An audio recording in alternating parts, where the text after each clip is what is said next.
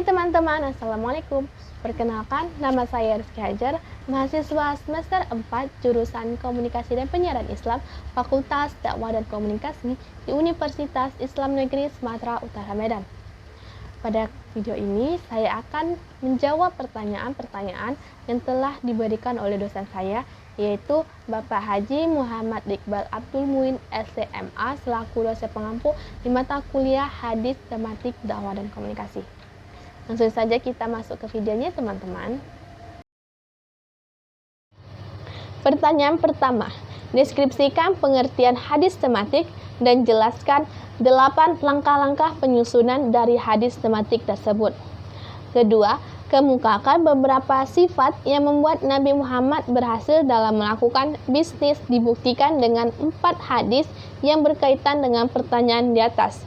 Ketiga, mengapa muncul fenomena atau bahkan ada upaya yang terencana oleh segelintir orang yang mencoba memisahkan Islam dengan politik dan Islam dikerangka dengan hanya sebatas ibadah madhah dan moral. Ini bukan hal baru. Jelaskan menurut perspektif saudara.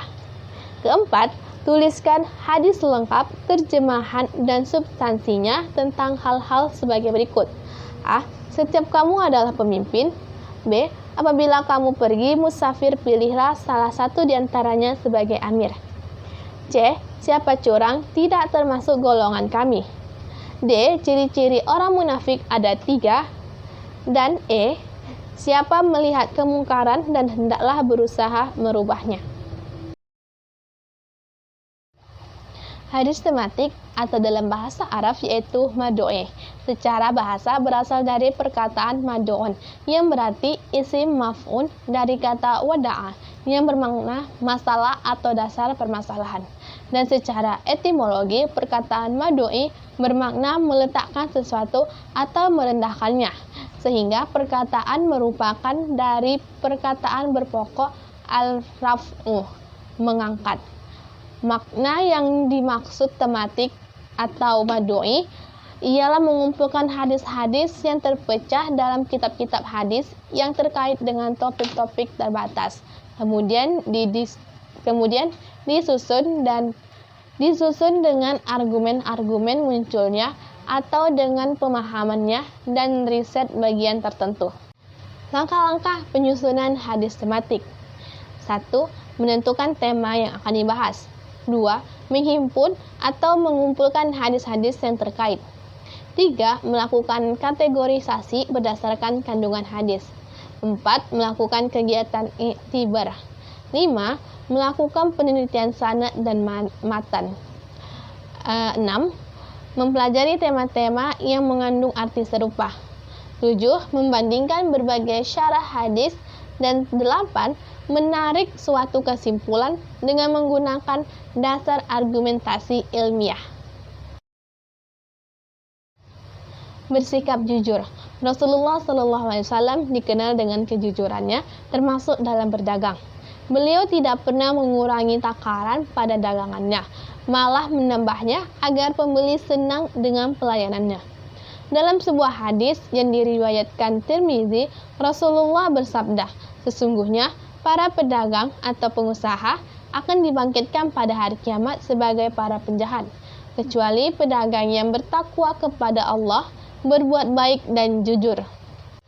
Selanjutnya, amanah, dapat dipercaya dan bertanggung jawab. Nabi Muhammad dalam berdagang mengutamakan kejujuran dan amanah dalam menjalankan modal orang lain. Sifat amanah yang beliau miliki membuat para pengusaha kaya di kota Mekah mempercayakan modal usahanya untuk dikelola oleh beliau, karena beliau terampil dalam menghasilkan keuntungan bagi pemilik modal. Kemudian, keuntungan tersebut dibagi sesuai dengan kesepakatan. Tentang kejujuran dan amanah dalam berdagang itu, beliau bersabda, pedagang yang jujur dan amanah bersama dengan orang-orang yang benar dan orang-orang yang mati syahid kelak di hari kiamat. Hadis riwayat Ibnu Majah. Selanjutnya, bersikap ramah. Selama berdagang, Rasulullah SAW selalu bersikap ramah, santun dan selalu tersenyum terhadap para pembeli yang membeli dagangannya. Sikap ini tentu membuat para pembeli merasa nyaman dan senang. karena diperlakukan dengan baik. Seorang pelaku bisnis harus bersikap ramah terhadap pembelinya ataupun kliennya. Nabi Muhammad SAW bersabda, Allah Subhanahu wa Ta'ala merahmati seseorang yang ramah dan toleran dalam berbisnis. Hadis riwayat Tirmizi dan Bukhari. Yang terakhir, bermurah hati, tidak menjatuhkan harga dagangan orang lain. Dalam berdagang, Nabi Muhammad tidak hanya fokus di kota Mekah saja, tetapi melakukan ekspor sampai ke negeri Syam, seperti Palestina, Syria, Lebanon, dan Yordania. Namun, beliau sangat menganjurkan untuk selalu bermurah hati, menjauhi sumpah yang bermasalah untuk mempromosikan, tidak menyaingi harga jual orang lain atau perang harga, dan tidak memotong jalur distribusi.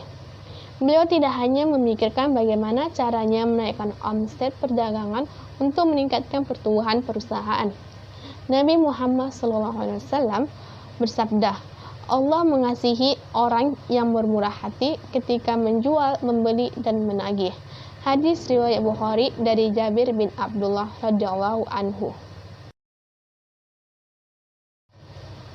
Agama secara hakiki berhubungan dengan politik. Kepercayaan agama dapat mempengaruhi hukum. Perbuatan yang oleh rakyat dianggap dosa seperti zalimin dan insens secara tidak legal. Seringkali agama lah yang memberi legitimasi kepada pemerintahan. Agama sangat melekat dalam kehidupan rakyat dalam masyarakat industri maupun non-industri, sehingga kehadirannya tidak mungkin tidak terasa di bidang politik. Sedikit atau banyak, sejumlah pemerintahan di seluruh dunia menggunakan agama untuk memberi legitimasi pada kekuasaan politik. Dari Abdullah, Nabi Muhammad SAW bersabda, setiap kalian adalah pemimpin dan setiap kalian akan diminta pertanggungjawabannya. Seorang imam adalah pemimpin dan akan diminta pertanggungjawabannya. Seorang laki-laki adalah pemimpin atas keluarganya dan ia akan diminta pertanggungjawabannya. Seorang wanita adalah pemimpin atas rumah suaminya dan ia pun akan diminta pertanggungjawabannya. Seorang budak juga pemimpin atas harta tuannya dan ia juga akan diminta pertanggungjawabannya. Sungguh setiap kalian adalah pemimpin dan setiap kalian akan diminta pertanggungjawabannya. Pesan hadis yang disampaikan, setiap orang adalah pemimpin dengan tanggung jawabnya masing-masing. Seorang pejabat, direktur, manajer, seorang ayah sekaligus suami, seorang ibu sekaligus istri, semua akan diminta pertanggungjawabannya di akhirat atas apa yang dipimpinnya. Begitu juga dengan pilihan Anda terhadap pimpinan yang akan memimpin, akan dipertanggungjawabkan di akhirat kelak. Karena itulah jangan sampai Anda salah dalam memilih pemimpin. Jika 3 orang keluar untuk bepergian, maka hendaklah mereka mengangkat salah satu dari mereka sebagai ketua rombongan. Sahih diriwayatkan oleh Abu Daud nomor 2609, disahihkan oleh Syekh Al-Albani rahimahullah dalam Syahihullah Jami' nomor 763 dan Sahih Sunnah Abu Daud. Penjelasan hadis, berkata Syekh Al-Usmani, Rasulullah SAW memerintahkan para musafir untuk mengangkat salah seorang dari mereka untuk menjadi pemimpin yang bertugas untuk mengatur urusan mereka, yang mengatakan kepada mereka, kita berangkat, kita duduk, kita berwudu, kita makan malam dulu, dan hal-hal yang semisal itu. Jika mereka tidak mengangkat pemimpin yang mengatur urusan mereka, niscaya urusan mereka akan kacau berantakan. Nabi Muhammad SAW berangkat bersama rombongan para sahabat ke pasar untuk melakukan pengecekan barang-barang dagangan. Saat itu beliau melewati gundukan makanan. Kemudian beliau memasukkan tangannya dan mendapati bagian dalam dari gundukan itu basah. Beliau berkata, "Apa ini wahai penjual makanan?"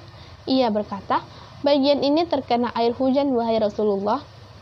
Beliau bersabda, "Mengapa engkau tidak meletakkannya di bagian atas agar orang yang akan membeli dapat melihatnya? Barang siapa yang berbuat curang kepada kami, maka ia bukan bagian dari golongan kami." Hadis riwayat Muslim.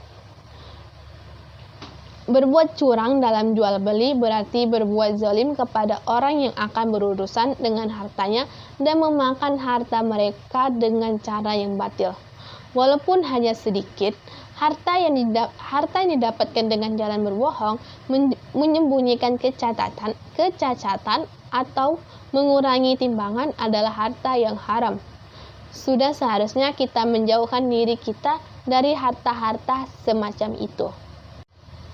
Ciri-ciri orang munafik ada 3 menurut hadis yang diriwayatkan oleh Abu Hurairah. Rasulullah SAW bersabda, tanda orang munafik 3. Apabila berkata ia berbohong, apabila berjanji mengingkari, dan bila dipercaya mengkhianati. Berbohong dalam berucap merupakan ciri pertama orang munafik. Tentunya dalam hal ini, berbohong yang dilakukan adalah bohong yang dapat merugikan orang lain meskipun hanya untuk bahan candaan. Perbuatan berbohong seperti ini sifatnya haram. Ciri kedua orang munafik adalah mengingkari janji. Sangatlah penting bagi kita untuk selalu menjaga lisan, apalagi dalam mengucapkan kata janji. Janganlah mengucapkan janji apabila kita tahu tidak dapat menepatinya, karena janji adalah sama dengan hutang yang harus dibayar atau sumpah yang tak boleh dilanggar. Seseorang yang munafik juga bercirikan orang yang pengkhianat. Orang yang berkhianat berarti perbuatannya dan ucapannya tidak dapat dipercaya. Sebagaimana yang telah diriwayatkan dalam hadis riwayat As-Sabu As-Sunnah, tunaikanlah amanah itu kepada orang yang telah mempercayaimu, dan janganlah kamu berkhianat kepada orang yang mengkhianatimu. Dari Abu Sa'id Al-Khudri radhiyallahu anhu, dia berkata, aku mendengar Rasulullah bersabda, barang siapa di antara kalian melihat kemungkaran, hendaklah ia mengubahnya dengan tangannya. Apabila tidak mampu, hendaklah ia mengubah hal itu dengan lisannya. Apabila tidak mampu lagi, hendaklah ia ingkari dengan hatinya. Dan inilah selemah lembut iman. Hadis riwayat Muslim nomor 49. Hadis Abu Sa'id ini menjelaskan mengenai tingkatan dalam mengingkari kemungkaran. Hadis ini juga menunjukkan bahwasanya barang siapa yang mampu mengubah kemungkaran dengan tangannya, maka wajib ia menempuh cara itu. Namun perlu diperhatikan bahwa hal ini hanya boleh dilakukan oleh orang yang memiliki kemampuan atau kekuasaan terhadap orang yang berada di bawahnya, dan bukan sembarang orang boleh mengubah dengan tangannya.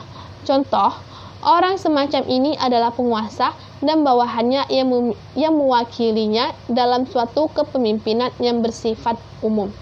Atau bisa juga hal ini dikerjakan oleh seorang kepala rumah tangga pada keluarganya sendiri dalam kepemimpinan yang bersifat lebih khusus. Yang dimaksud dengan melihat kemungkaran dalam hadis ini bisa dimaknai dengan melihat dengan mata dan yang serupa dengan itu, atau melihat dalam arti mengetahui informasinya. Nah teman-teman, itulah dia pemaparan jawaban dari saya. Saya berharap semoga apa yang saya sampaikan juga bermanfaat bagi teman-teman semuanya. Apabila ada perkataan saya yang salah, kepada Allah saya mohon ampunan, kepada teman-teman saya mohon maaf. Saya akhiri, wallahu muwaffiq ila aqwamit thoriq. Wassalamualaikum warahmatullahi wabarakatuh.